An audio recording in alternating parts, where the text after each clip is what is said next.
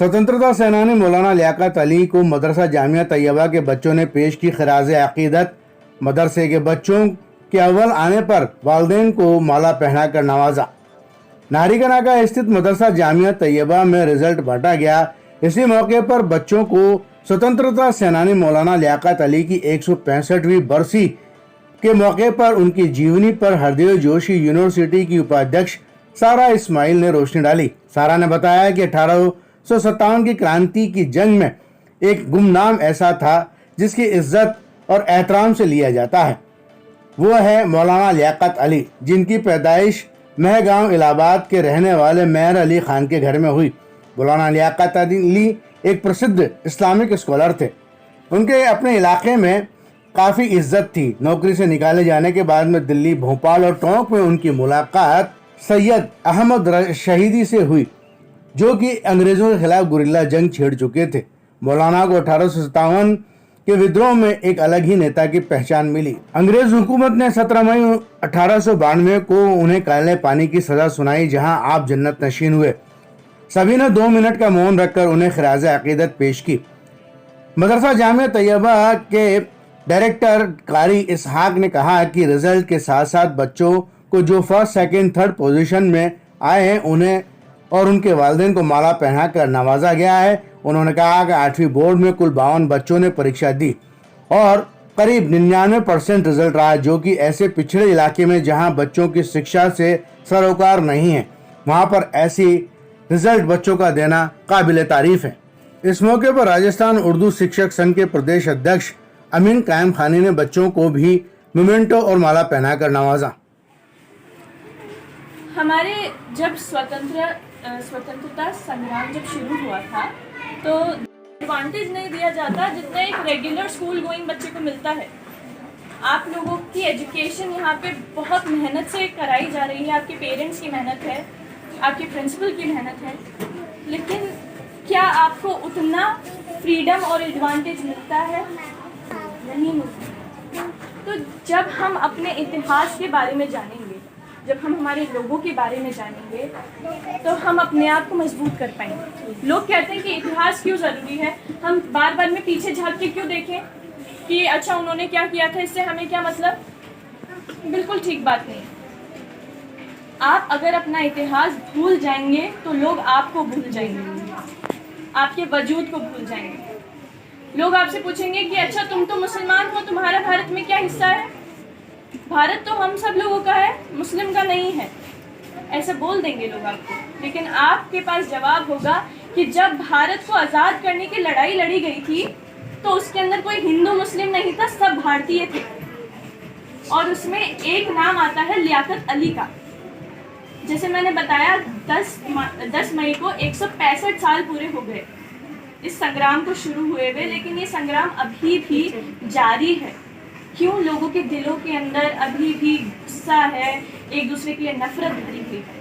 लेकिन जब हम उन्हें प्यार से समझाएंगे, हम उनको बताएंगे कि उस संग्राम में जो 1857 में शुरू हुआ था, जिसके अंदर कई लोग शामिल थे, उसमें एक नाम था लियाकत अली, और भी कई नाम थे, और भी काफ़ी सारे मुस्लिम, हिंदू, सब लोगों के नाम आते हैं। लेकिन आज हम लियाकत अली के बारे में क्यों बात कर रहे हैं? क्योंकि आज 17 मई को काला पानी की सज़ा लेते हुए उनको टॉर्चर किया गया और आज के दिन उनकी मृत्यु हो गई। तो जो इंसान इतने साल पहले, इतने सालों तक सिर्फ आज़ादी की लड़ाई के लिए, आज़ादी की लड़ाई को लड़ते लड़ते उसने अपनी जान को कुर्बान कर दिया, उस इंसान के देश के अंदर हमारा उतना ही हक है जितना किसी और का है। सही बात कही? तो लियाकत अली का नाम अब से कौन कौन जानता है? और लियाकत अली कौन थे? स्वतंत्रता सेनानी। शाबाश, ठीक है, ये अब से आप याद रखें। इसमें जो एक और चीज़ आपको ध्यान रखने की है कि लियाकत अली जैसे मैंने बताया स्कॉलर थे, तो उन्होंने अपनी नौकरी छोड़ी क्योंकि उन्हें पता था कि अभी मेरा जो उद्देश्य है वो पैसा कमाना नहीं, मेरे घर को पालना नहीं, मेरे देश को आज़ाद करना है। उन्होंने नौकरी छोड़ी, उन्होंने अलग अलग देशों सिटीज़ के अंदर जाके, अलग अलग जगहों पे जाके, अलग अलग टेरिटरीज़ को एक्सप्लोर किया, दिल्ली, लखनऊ, इन सब जगह पे जाके उन्होंने देखा कि देश के हालात क्या चल रहे हैं। फिर उन्होंने एक फ़ौज खड़ी करी जिसके अंदर हर वर्ग के लोग थे। मैंने बताया अभी आपको, हिंदू भी था, मुस्लिम भी था, सिख भी था, ईसाई भी था, हर वर्ग का इंसान था। तो जब हम स्वतंत्रता की बात करते हैं तो स्वतंत्रता सिर्फ एक धर्म की, एक इंसान की, एक जेंडर की नहीं है। स्वतंत्रता सभी भारतीय की है, ठीक है। और आज हम उन्हें रिस्पेक्ट देते हुए 2 मिनट का मौन रखे हैं, ताकि जो उन्होंने लड़ाई लड़ी है वो हम उसको याद रख सकें, हम उसे सोच सकें अपने दिमाग में कि कितनी मेहनत से। काला पानी की सज़ा आसान नहीं होती, पता है ना आपको। काला पानी तो सबने पढ़ा होगा। तो काले पानी की सज़ा में अगर किसी को प्रताड़ित किया जा रहा है और उसमें वो अपनी जान देने को तैयार है, लेकिन आज़ादी की लड़ाई छोड़ने को तैयार नहीं है, तो ये बहुत बड़ी बात है, ठीक है। तो हम सब एक बार खड़े हो जाते हैं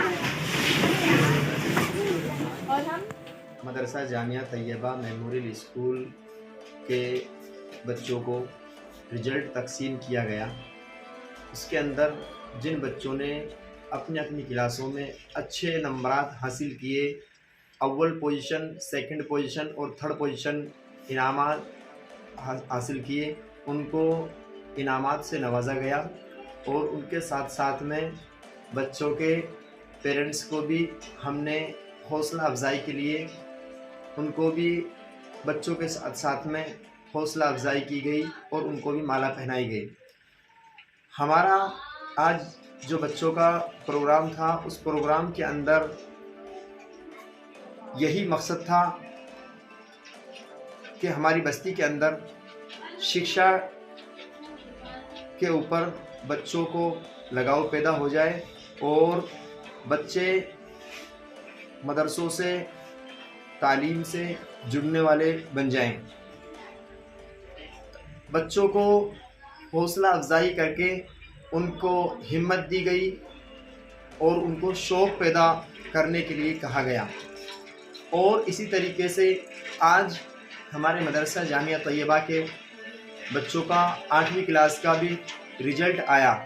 उसमें बच्चों ने बहुत अच्छी कामयाबी हासिल की और अल्हम्दुलिल्लाह अक्सर बच्चों ने, सारे ही बच्चों ने अच्छे नंबरात से कामयाबी हासिल की।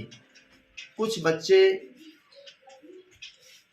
तकरीबन 2-3 बच्चे सप्लीमेंट्री हैं, वो बच्चे इंशाअल्लाह आने वाले टाइम में मेहनत करके उसको भी कामयाबी कर लेंगे। हमारे यहाँ मदरसे के अंदर 8वीं क्लास के बोर्ड की क्लास में 52 बच्चों ने हिस्सा लिया था। उसमें से अक्सर बच्चों ने कामयाबी हासिल की और 2-3-4 बच्चे सप्लीमेंट्री रहे हैं। इंशाअल्लाह वो बहुत जल्द एग्ज़ाम देकर वो भी कामयाबी हासिल कर लेंगे। हमारे यहाँ जो बच्चों ने आज इनामात हासिल करी है, उसमें 85% से ऊपर वाले बच्चों को, सबको ही पूरे मदरसा जामिया तैयबा स्टाफ की जानिब से मुबारकबाद पेश की गई। और हम सब दुआ करते हैं कि अल्लाह पाक इन बच्चों को कामयाबी हासिल करें। कारी मोहम्मद इसहाक, सचिव मदरसा जामिया तैयबा मेमोरियल स्कूल।